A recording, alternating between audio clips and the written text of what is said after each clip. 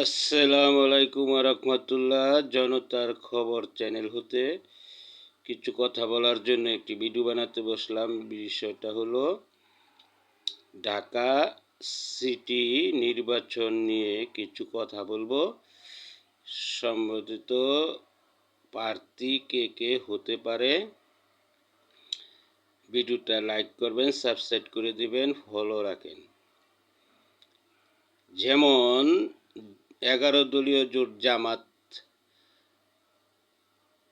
ঘোষণা দিয়েছে ডাকসুর ভিপি সাদেক কায়ুমকে।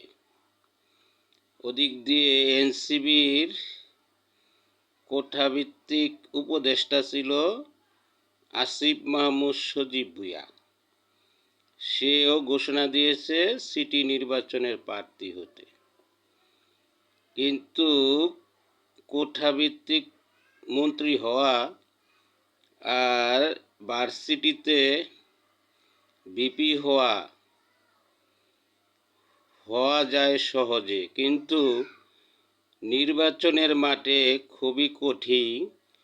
তার মাঝে হলো ঢাকা শহর, যেখানে এক সময় একটি প্রভাবশালী দলের নেত্রী হেরে গিয়েছে একটি স্থানীয় নেতার কাছে।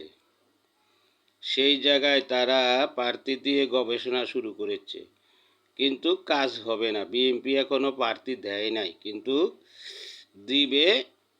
ওইটা নিশ্চিত বিএনপি জয়লাভ করবে। ঢাকার ভোটার এত বোকা না যে তোমাদেরকে ভোট দিয়ে জয়যুক্ত করব ঢাকার সিটির মতন জায়গায়। আসসালামু আলাইকুম রহমতুল্লাহ।